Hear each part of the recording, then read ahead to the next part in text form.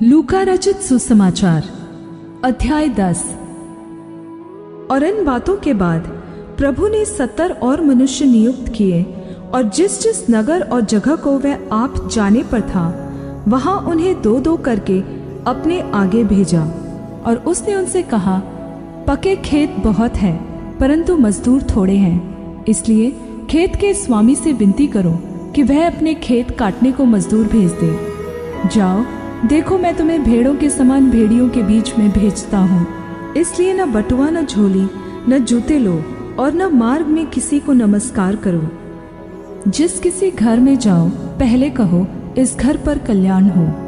यदि वहाँ कोई कल्याण के योग्य होगा तो तुम्हारा कल्याण उस पर ठहरेगा, नहीं तो तुम्हारे पास लौट आएगा।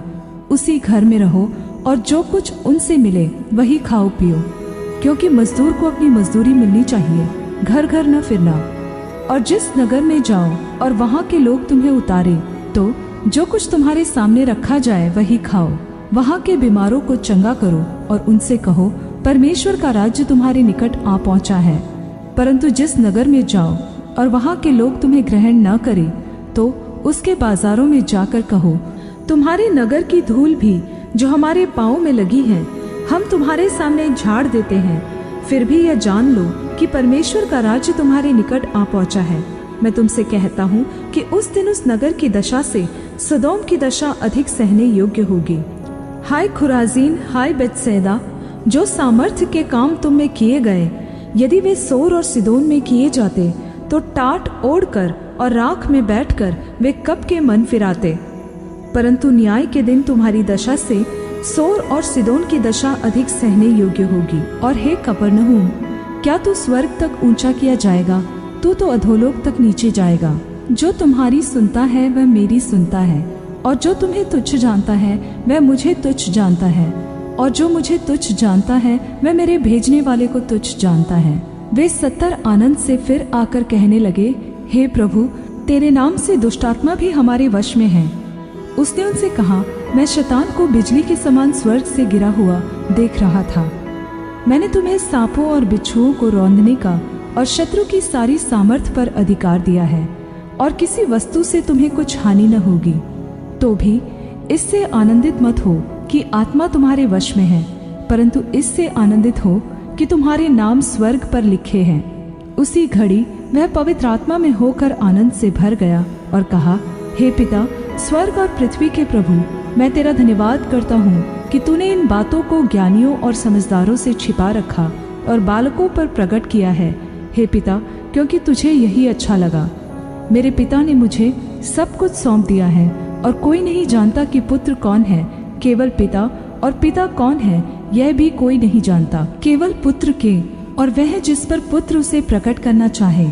और चेलों की ओर मुड़कर अकेले में कहा, धन्य है वे आंखें जो ये बातें जो तुम देखते हो देखती हैं, क्योंकि मैं तुमसे कहता हूँ कि बहुत से भविष्यद्वक्ताओं और राजाओं ने चाहा कि जो बातें तुम देखते हो देखें पर न देखी, और जो बातें तुम सुनते हो सुने पर न सुनी। तब एक व्यवस्थापक उठा और यह कहकर उसकी परीक्षा करने लगा, हे गुरु, अनंत जीवन का वारिस होने के लिए मैं क्या करूँ? उसने उससे कहा, व्यवस्था में क्या लिखा है, तू कैसे पढ़ता है?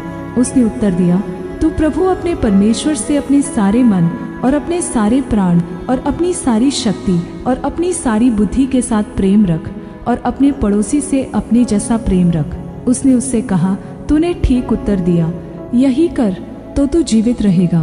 परंतु उसने अपने आप को धर्मी ठहराने की इच्छा से यीशु से पूछा, तो मेरा पड़ोसी कौन है?